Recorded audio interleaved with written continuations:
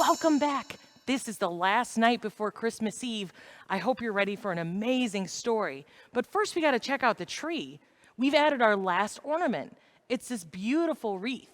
Do you know why we use wreaths? They represent this circle that is this unending love that God has for each and every one of us. And we especially like to remember that at Christmas time because that is when we've been given the gift of Jesus.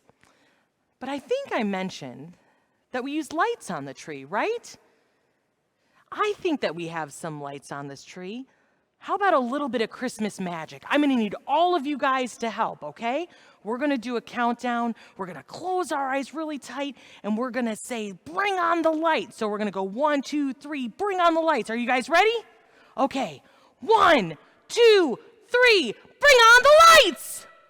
Oh my gosh, great job! And guess what? We've got one more special story that Mr. Michael is going to read to us today. I hope you're ready.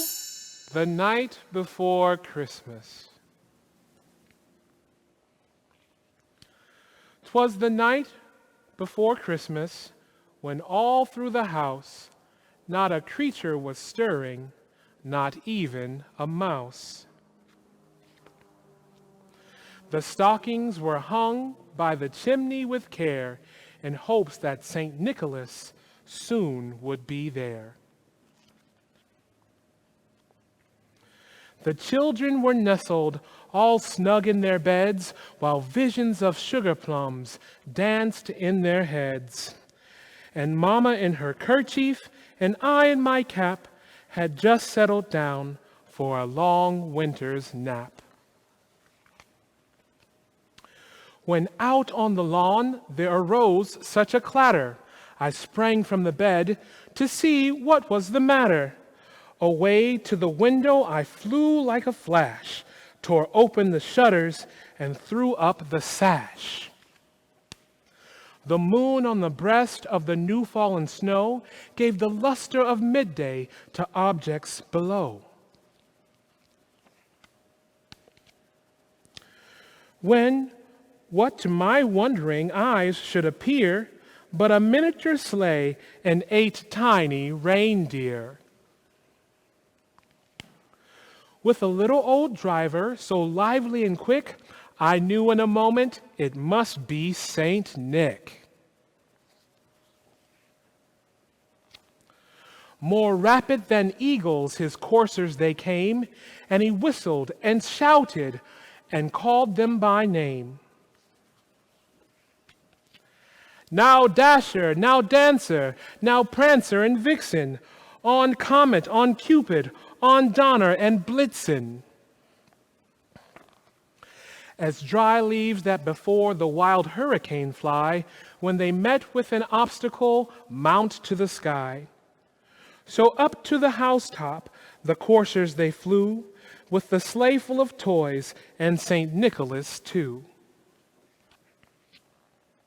And then in a twinkling, I heard on the roof the prancing and pawing of each little hoof.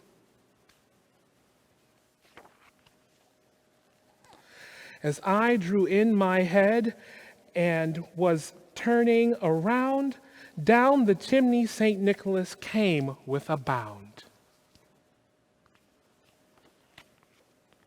He was dressed all in fur, from his head to his foot, and his clothes were all tarnished with ashes and soot.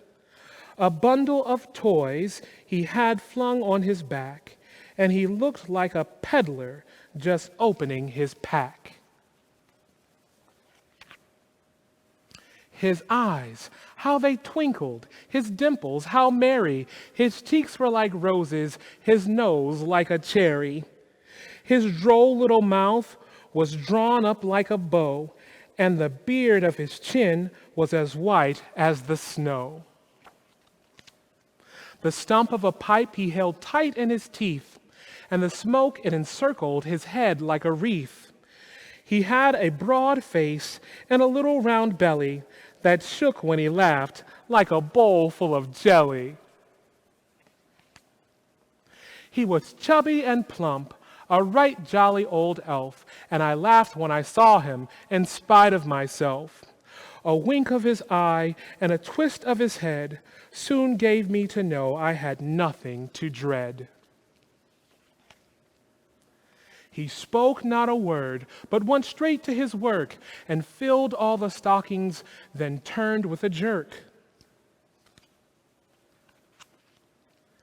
And laying his finger aside of his nose and giving a nod up the chimney, he rose. He sprang to his sleigh, to his team gave a whistle, and away they all flew like the down of a thistle. But I heard him exclaim, as he drove out of sight, "Merry Christmas to all, and a good night."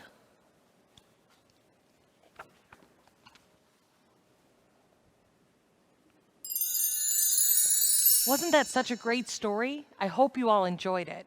But now it's time to get tucked in, and we're going to listen to a little bit of music from our band.